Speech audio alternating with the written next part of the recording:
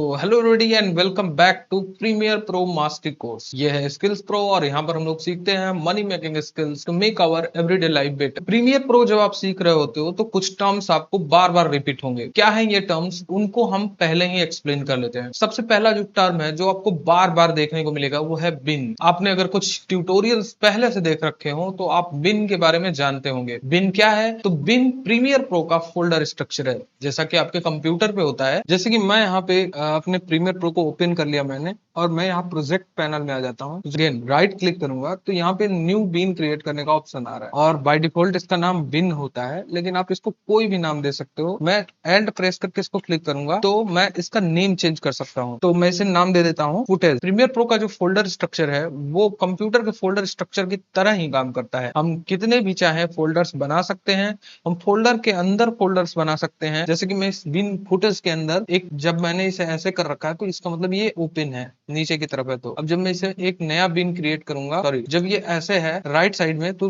तब ये ओपन है। अब मैं एक नया बिन क्रिएट करता हूँ और इस बिन को नाम दे देता हूँ क्लास 01 क्लास। ठीक है, तो मैं फुटेज में क्लास 01 को ड्रैग एंड ड्रॉप कर सकता हूँ। तो जब मैं फुटेज को खोलूंगा तो इसमें क्लास 01 देखने को मिलेगा मेरे को। अब मैं कुछ मीडिया इंपोर्ट कर लेता हूँ, उससे आपको मैं बेटर समझा पाऊंगा कि how this work. So what is the best way to import?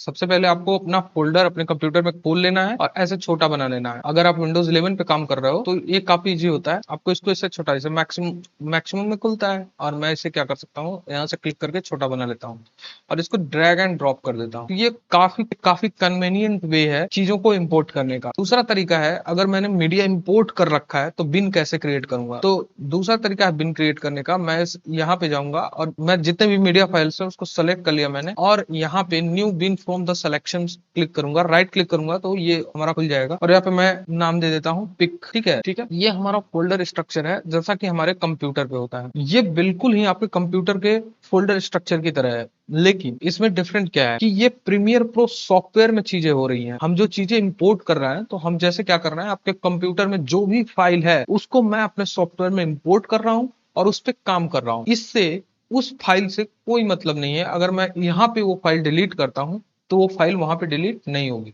जैसे कि यहाँ पे मैंने क्लास 1 में सॉरी पिक में मैंने अपने फोटोज इंपोर्ट किए थे कुछ, तो मैं क्या करूँ कि इन फोटोज को डिलीट कर देता हूँ यहाँ से। ठीक है, मैंने शिफ्ट प्रेस करके ऑल सेलेक्ट कर लिया और यहाँ से इसको डिलीट कर दिया। लेकिन जब आप देखोगे जहां से मैंने इंपोर्ट किया था वहां पे अभी भी वो फोटोज हैं, वो फोटोज डिलीट नहीं हुई है। Sorry to interrupt you but जब मैं ये कोर्स एडिट कर रहा था तो मुझे याद आया कि यहाँ पे जो मैंने बोला है वो पार्सली करेक्ट है, क्योंकि जब प्रीमियर प्रो में हम काम कर रहे होते हैं तो ये बात सही है कि अगर मैं प्रीमियर प्रो के बिन्स में कोई फाइल डिलीट कर दूं तो वो मेरे कंप्यूटर से डिलीट नहीं होती है। लेकिन अगर मैं वो फाइल कंप्यूटर में डिलीट कर दूं तो वो प्रीमियर प्रो में भी डिलीट हो जाएगी, क्योंकि मैंने सोर्स फाइल को बैकअप क्रिएट नहीं किया था। हाँ, अगर आपने कॉपी मीडिया क्रिएट किया है, आपने इसका एक बैकअप क्रिएट किया है तो वो फाइल डिलीट नहीं होगी। हम जो पहली क्लास में जो कॉपी मीडिया जनरेट कर रहे थे, अगर कॉपी मीडिया जनरेट किया है मैंने तो वो फाइल डिलीट नहीं होगी। लेकिन अगर मैंने कंप्यूटर पे वो फाइल डिलीट कर दी तो वो मेरे प्रोजेक्ट से भी डिलीट हो जाएगी, अनअवेलेबल मीडिया लेके आएगा आपके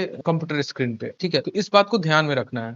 ये था प्रीमियर प्रो का फोल्डर स्ट्रक्चर जिसको हम बिन के नाम से जानते हैं। बिन एक तरह से सेल्फ की तरह है जहां पे आप सारी अपनी फुटेज, म्यूजिक अलग, ग्राफिक्स अलग, टेक्स्ट इफेक्ट्स अगर आपने ऐड कर रखे हैं या फिर कोई पीएनजी यूज कर रहे हैं, कोई इमेज यूज कर रहे हैं, फुटेज अलग अलग डेट वाइज भी अरेंज कर सकते हैं। ये एक अरेंजमेंट का चीज है और ये काफी एक अच्छी हैबिट है कि अगर आप एडिटिंग कर रहे हो तो आपकी सारी चीज अरेंज हो। ऐसा नहीं है कि अगर आप बिन यूज नहीं करोगे तो एडिटिंग नहीं कर पाओगे। प्रीमियर प्रो में आप चीजें डायरेक्टली अपने प्रोजेक्ट पैनल में इंपोर्ट करके और उसका एक सीक्वेंस बना के आप चीजें कर सकते हो। लेकिन एक अच्छी हैबिट है कि हम बिन का यूज करें और चीजों को ऑर्गेनाइज रखें। आज छोटे प्रोजेक्ट पे काम कर रहे हो, कल को बड़े प्रोजेक्ट पे काम करोगे, 10 GB की 50 GB तक की फुटेज मिलती है तो उसमें बहुत सारी फुटेज होती है। लेट्स अज्यूम एक आप वेडिंग फिल्म बना रहे हो तो वहां पे क्या होता है कि बहुत सारे शॉट्स लिए होते हैं, बहुत सारी फुटेज होती है। तो आप क्या करोगे, अगर आपकी हैबिट पहले से सही है तो आप चीजों को अरेंज करके रखोगे, आपके दिमाग में रहेगा कौन सी चीज कहाँ पे है, तो आप इजिली, मोर क्रिएटिवली, मोर इफिशिएंटली वर्क कर सकते हो। ठीक है, जो नेक्स्ट वर्ड आपको बार बार देखने को मिलेगा इन प्रीमियर प्रो वो है सीक्वेंस। अब सीक्वेंस क्या है? जैसे कि बिन एक फोल्डर स्ट्रक्चर है ना, सीक्वेंस एक फाइल स्ट्रक्चर है ऑफ द प्रीमियर प्रो, जिसमें कि हम अपने एडिटिंग प्रीमियर प्रो में सेव करते हैं। जैसे ये मेरी सेलेक्टेड क्लिप है और यहाँ पे अगर new sequence from the clip click करूँ ना, तो मैं एक सीक्वेंस बना लूंगा। अब ध्यान से देखोगे तो ये सीक्वेंस है। तो बेसिकली ये जो वर्ड है सीक्वेंस, वो कहाँ से आया है?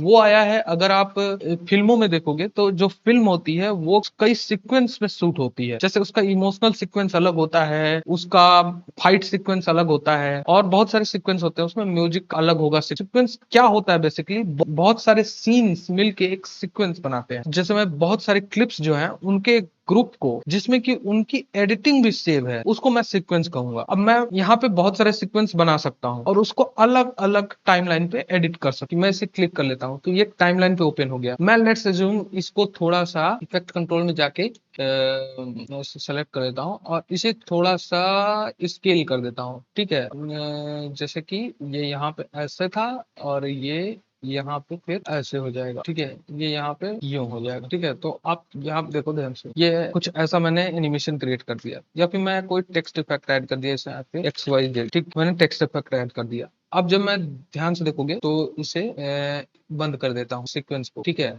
अभी कोई सीक्वेंस ओपन नहीं है। जब मैं सीक्वेंस को ओपन करूंगा, जब भी मैं सीक्वेंस को ओपन करूंगा डबल क्लिक, तो हमारा जो एडिटिंग था वो इस सीक्वेंस के फॉर्म में सेव है। ठीक है, तो सीक्वेंस को आपको ऐसे समझना है कि सीक्वेंस जो प्रीमियर प्रो का एक फाइल फॉर्मेट है, जिसमें कि आप अपनी एडिटिंग को सेव करते हो प्रीमियर प्रो के अंदर, एक्सपोर्ट नहीं करते हो। बाहर एक्सपोर्ट करोगे तो आप वीडियो के फॉर्मेट में करोगे या फिर प्रोजेक्ट के फॉर्म में सेव करोगे, लेकिन सीक्वेंस क्या है? जब प्रीमियर प्रो के अंदर हम अपने एडिटिंग को कई छोटे छोटे सीक्वेंस में सेव कर सकते हैं। ठीक है, ठीक है। दूसरा जो चीज है टाइमलाइन, ये बार बार यूज होगा आपको। टाइमलाइन क्या होता है? तो टाइमलाइन जो है ना, वो एक तरह से प्रीमियर प्रो में विजुअल एडिटिंग का एक कैनवास है, जहां पे आप विजुअली देख सकते हो अपनी एडिटिंग को। ये जो आपको बड़ा सा पैनल दिख रहा है, इसको टाइमलाइन पैनल बोलते हैं।